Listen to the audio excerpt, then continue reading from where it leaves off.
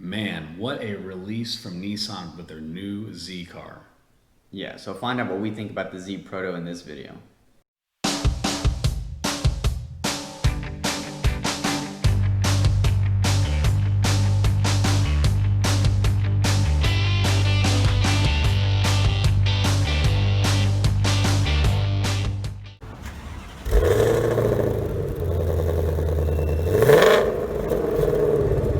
So first things first, with our reaction to this, Z Proto, hoping that we do end up getting the 400Z once they rename it, because I can't imagine that they'll be calling it the Z Proto. I mean, maybe I sound ignorant, but Yeah, they're still deciding on that, is what it seems like.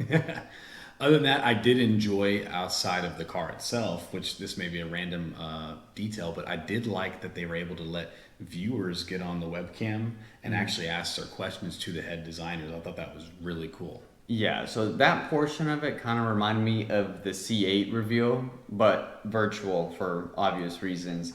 Because they still had live audience at the C8 and people were asking questions, Right. the designers and engineers, stuff like that. So having people zoom into it seemed like a pretty cool idea.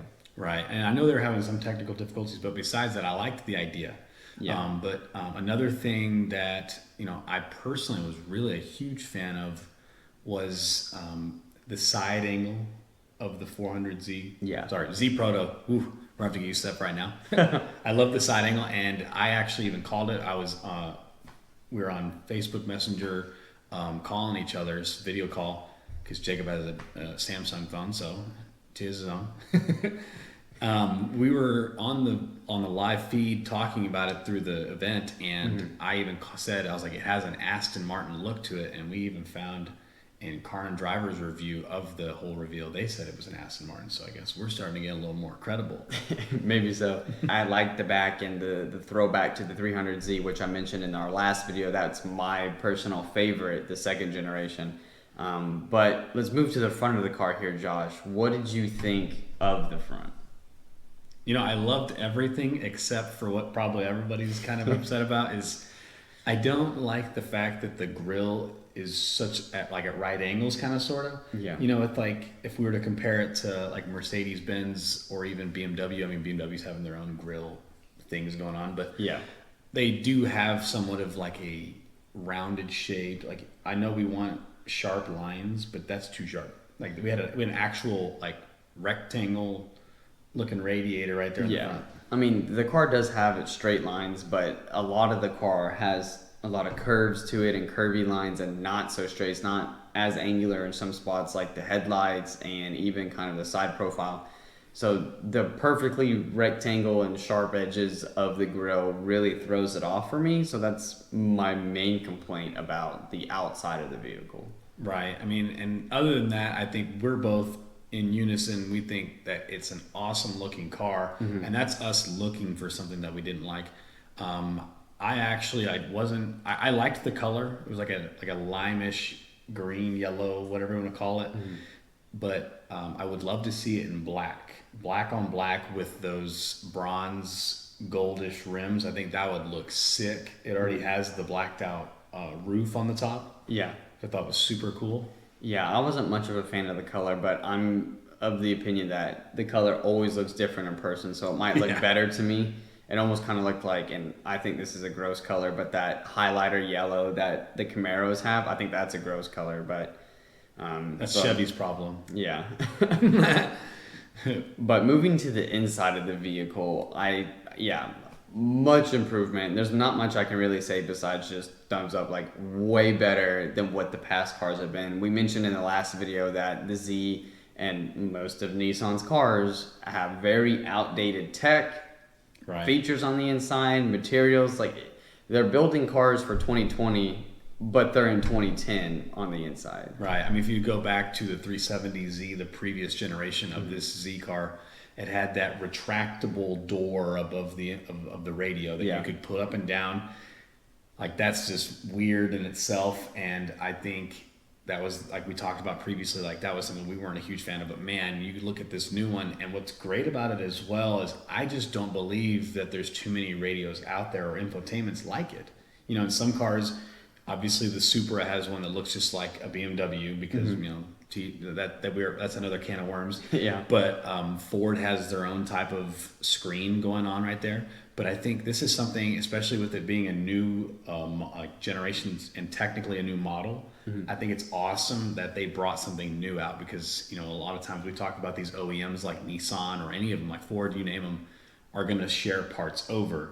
So maybe this is also a step in the right direction for the rest of their cars. Yeah, I could see them carrying a lot of the stuff into other vehicles.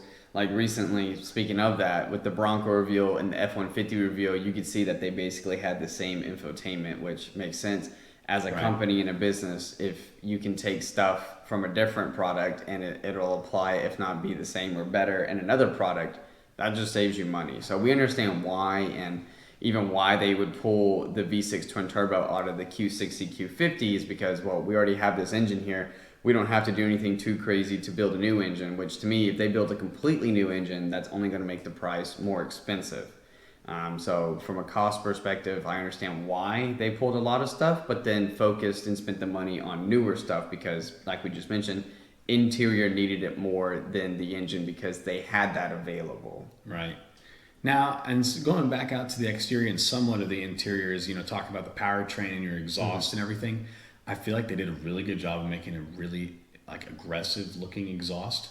Maybe someone else doesn't feel that way, but I feel like comparing it to the previous generation, I think this is a good step in that way, as well as CEO of Nissan confirming during the event with his lasting words before he let it off to the design team was the fact that it is a confirmed twin turbo V6. And so this is great news because we already know that they're capable of making the Q60, Q50 engine have right around 400 horsepower. And now some of you guys out there may say, well, that's not even 500, whatever. Maybe it only has 360. We don't know yet because it hasn't been confirmed, but it's a very small car because they already talked about it's shorter in height. It's also a little bit wider. So this is going to have a little bit more grip and grab on the road as well as more acceleration and aerodynamics. Yeah, and I mean, you can't really get too crazy horsepower-wise with it because they're trying to compete in a certain segment, but if they go 500, 600 horsepower in a car that small, not only, A, that's going to be a very expensive car, and that's not the market that they were trying to hit with this, and B, it's not the vehicles they're trying to target. The Supra, which obviously this is the main competitor to that car, if they put 500 horsepower in that Z car, it's going to not even be in the same class as a Supra anymore. Like it's totally tires, you won't even go anywhere. Yeah, so I mean, they can't get too wild with it. Would it be awesome to have a 500 horsepower Z car? Yeah, of course. But there's a reason why, because they're trying to target and compete with the people that they've been competing with for decades at this point in this segment. Right, and to Jacob's point, with that being said, what do you think the price is going to come out to be? I don't know. I mean, of course, you and I talked about this over the phone during the reveal. They're always going to bring their biggest, baddest, nicest, fanciest, coolest vehicle to any premiere and even any auto show you see in person. Buttoned up one, Oh, yeah. All the bells and whistles. So I can see that one, if that's like a specialty color and specialty trim and everything, I can see that one being like a high 40s, low 50s, which hurts my heart to say that. But if that's the highest one, I think the lowest, maybe the base starting out one, maybe you could see somewhere around like the mid 30s, high 30s. I'm hoping starting out less than 40 is what I'm hopeful for, but knowing Nissan's track record with pricing, that may or may not be the case. Yeah, some of their vehicles do end up getting a little more expensive than you expect. I mean, if you look at something that's a little off topic, but like the Murano, that's a pretty expensive SUV for what you're getting. Yeah, that's another thing.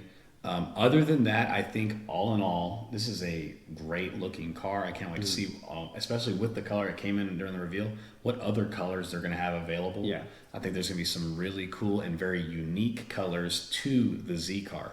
As well as I saw a clip and they actually showed it's on the back right 3/4. It said Fair Lady Z on it. So this is a ode to the Z generations of the past. Yeah, and that's, to me, my favorite part about this car is how much of the past Z cars and Z generations went into this, and that's really cool to me. So, but other than that, if you guys really enjoyed the reveal as much as we did, Let us know in the comment section what you guys thought of how it went. I mean, specifically how they did the event. Would you have rather them done it like the Bronco, or was this more like Lexus with their new IS? Yeah. So other than that, I mean, if you guys haven't already, go ahead and hit that subscribe button down below, as well as the bell. That way you guys are always up to date with what we're doing with our videos. Oh yeah. So without further ado, that's Gulf Coast Gearheads signing off.